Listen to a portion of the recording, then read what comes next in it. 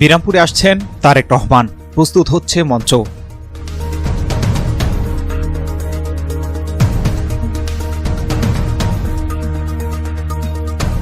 আসসালামু আলাইকুম।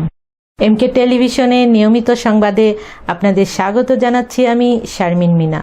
এতক্ষণ শুনছিলেন সংবাদ শিরোনাম, এখন ডেস্ক থেকে বিস্তারিত।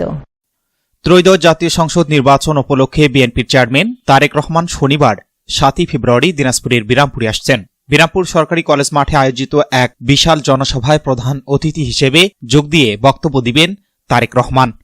তার এই আগমনকে কেন্দ্র করে স্থানীয় নেতাকর্মীরা ও সাধারণ মানুষের মাঝে ব্যাপক উৎসাহ উদ্দীপনা বিরাজ করছে। বর্তমানে বিরামপুর সরকারি কলেজ মাঠ পুরোদমে চলছে জনসভার মঞ্চ তৈরির কাজ।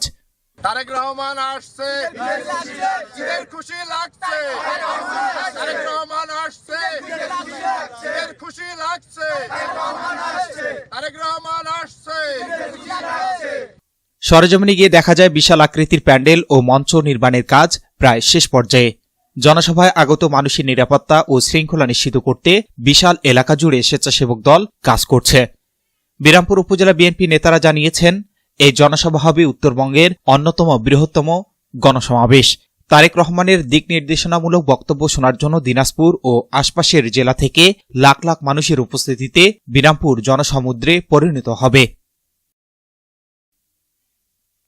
S Rahman, news desk, MK television.